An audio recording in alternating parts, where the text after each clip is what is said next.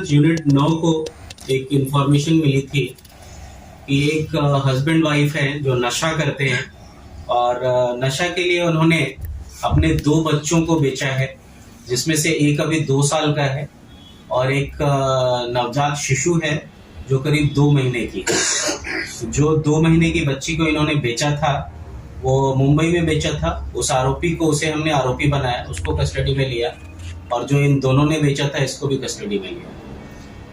शुरुआत यहाँ से हुई और एक एफआईआर डीएन नगर में रजिस्टर किया गया। उसके बाद आगे और भी इसमें आरोपी मिले और ऐसा पता चला कि एक ऑर्गेनाइज्ड रैकेट की तरह चल रहा है और इसमें बहुत सारे आरोपी इंटर स्टेट लेवल पे काम कर रहे हैं।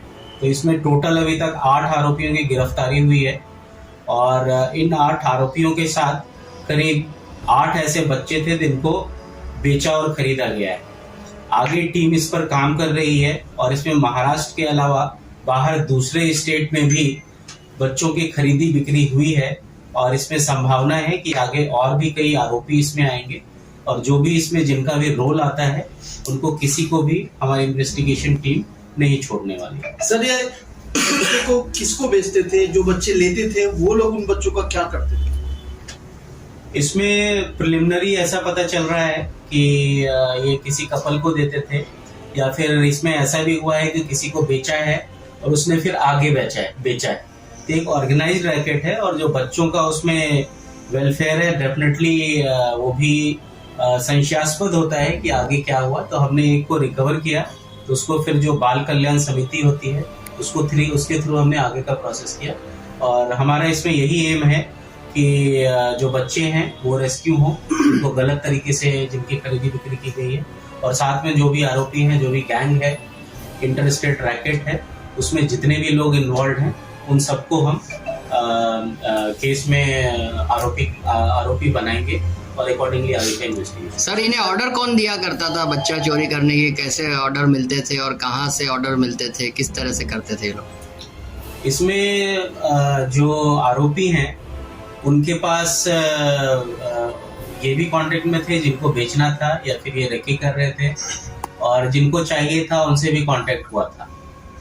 तो ये इलीगल है और इसमें बच्चे की वेलफेयर का ध्यान इनको नहीं है और जो बेच रहे हैं उन्होंने सिर्फ पैसे के लिए जो बच्चों को बेचा है। और जो मिडिल कितने में एक बच्चे का सौदा कितने में होता था? एज बैकग्राउंड फैक्टर देखा जाता था या कम उम्र के बच्चे को ज्यादा पैसे लिए जाते थे?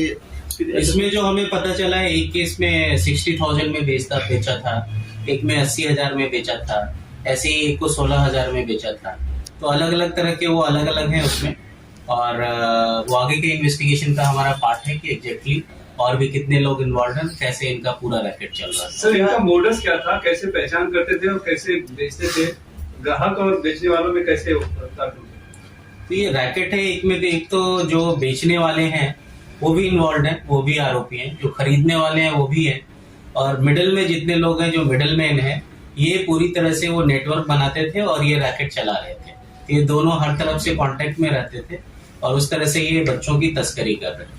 जिनका कोई एक तो मास्टरमाइंड होगा जो सबको कोऑर्डिनेट करता होगा। इसमें मास्टरमाइंड कोई एज सच नहीं है, ये पूरा ऑर्गेनाइज्ड रैकेट है जिसमें सब एक के साथ एक दूसरे कनेक्टेड है और एक नेटवर्क है इसमें। और जैसे मास्टरमाइंड की बात कर रहे हैं तो फिलहाल तो एक नेटवर्क है जिसको हम इन्वेस्टिगेट कर रहे हैं।